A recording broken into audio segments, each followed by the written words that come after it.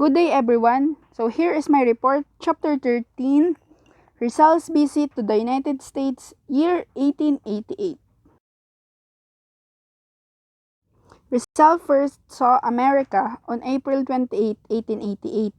So nung pagdating niya doon, nakita niya yung racial prejudice kasi nakita niya yung discriminatory treatment ng Chinese at Negros ng mga white Americans. And he kept notes of what he observed during his trip from San Francisco to New York, where he took a ship for England. At yun nga, yung mga kanyang mga napansin ay yung mga it was rather unfavorable but true. Hindi man ito maganda, pero yun kasi yung katotohanan sa kanyang mga nakita. At yun ay sinusulat ni Dr. Jose Rizal.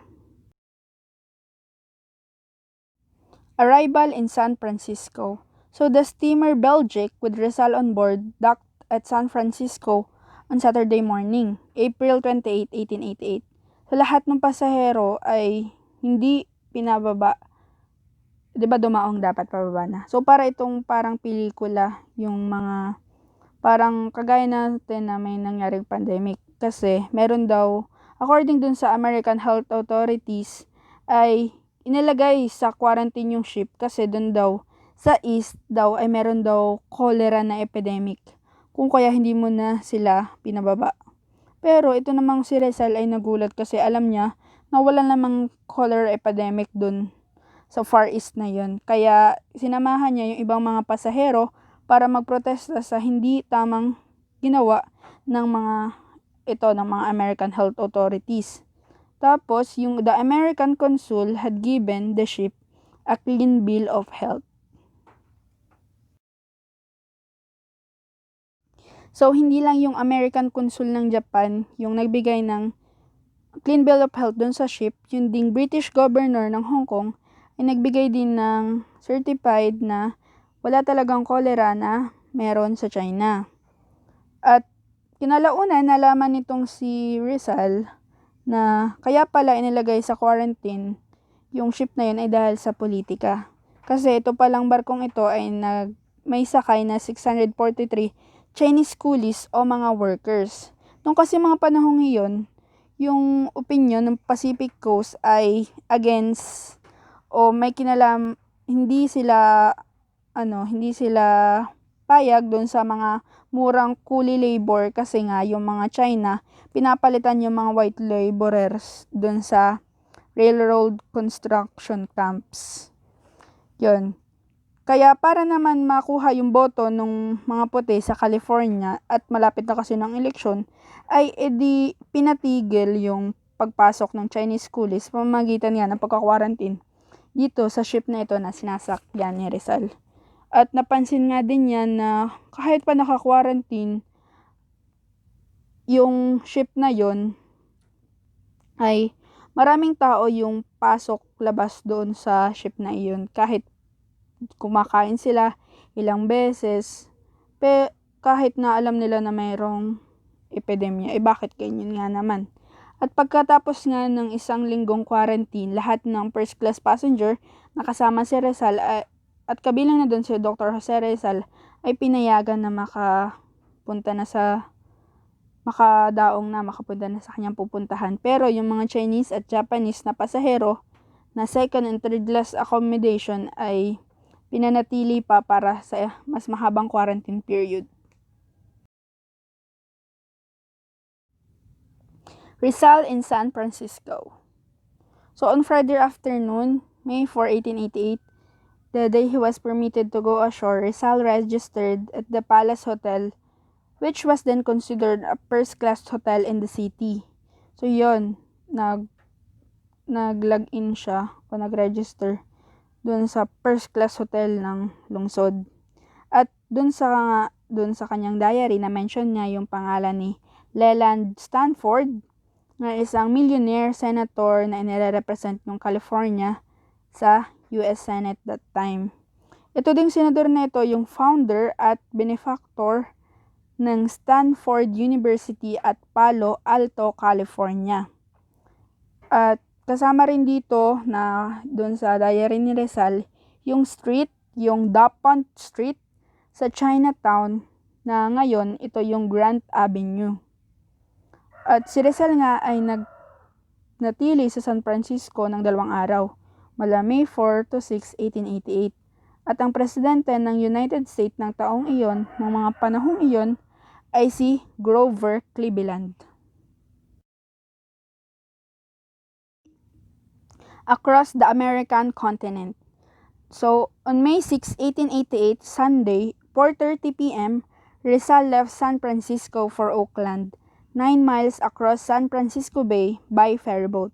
So in Oakland, he boarded the train for his trip across the continent. He took his supper at Sacramento for 75 cents and slept in his coach.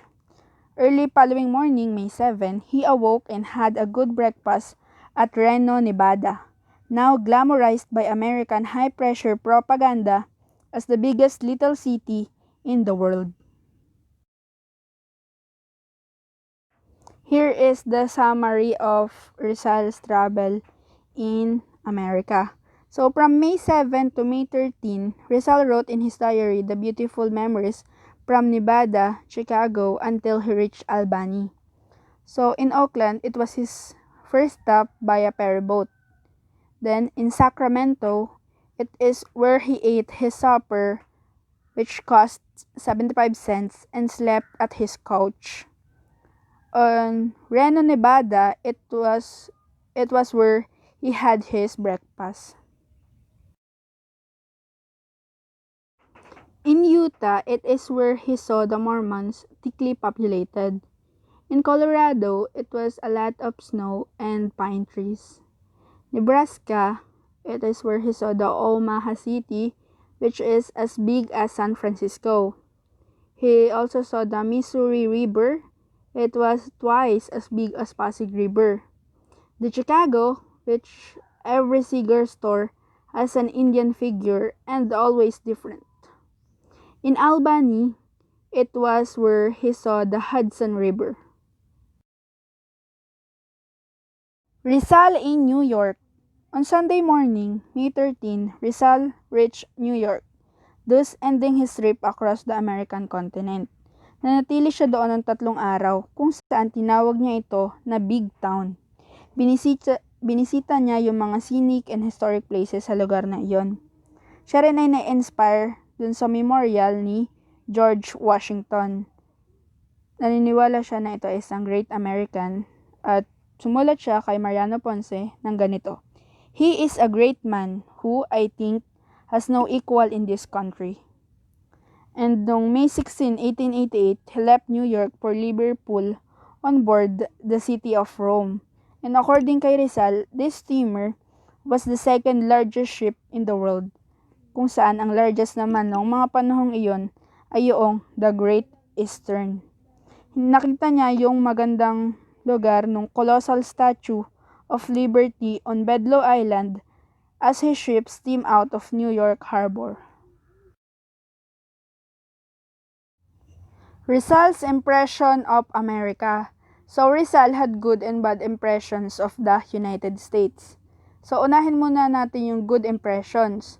So una, the material progress of the country as shown in the great cities, huge farms, flourishing industries, and busy factories. Second, the device and energy of the American people. The natural beauty of the land, the high standard of living, and the opportunities for better life offered to poor migrants.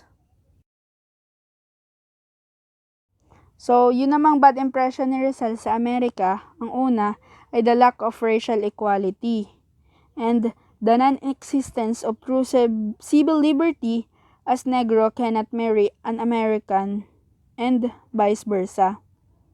And the existence of racial prejudice as shown in their hatred of the Chinese, Japanese, and Negros. And the last one is the valuing of money over human life. In 1890, 2 years after Rizal's visit to the United States, Jose Alejandro, who was then studying engineering in Belgium, roomed with him on 38 Rue Philippe Champagne, Brussels. Alejandro had never been in America. So, isang araw tinanong niya si Rizal, "What impressions do you have of America?" So, sumagot naman si Rizal. Sabi niya, "America, it is the land par excellence of freedom, but only for the whites." So before I end my report, nais ko ulit mag-iwan ng isang quote mula kay dating Pangulong Carlos P. Romulo. So ayon sa kanya, "Nations will rise and fall, but equality remains the ideal. The universal aim is to achieve respect for the entire human race, not for the dominant few." So ayon nga sa kanya, ang mga bansa ay mamamayagpag, masisira, hihina, pero yung equality talaga yung talagang mamamayani. Kasi ang gusto lang naman talaga ng lahat ay yung respeto sa lahat ng mga lahi, hindi lang yung iisa. Parang dito sa Rizal, itong sa report ko, na hindi lamang yung parang mga American, yun lamang yung magkakaroon ng ating irerespeto. Sana yung lahat din, yun kasi yung gusto ni Dr. Jose Rizal, na lahat ay magkaroon ng respeto. Kahit na yung mga Chinese, Negros o Japanese.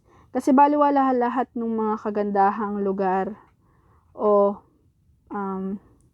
yung tagumpay ng isang bansa kung lahat naman o hindi naman lahat ay nirerespeto. Baliwala lamang yon. So, hanggang doon na lamang yung report ko. Sana po ay meron kayong mga natutunan at maiikapit iyan. So, din lang po. Stay safe everyone. Thank you. Until my next report.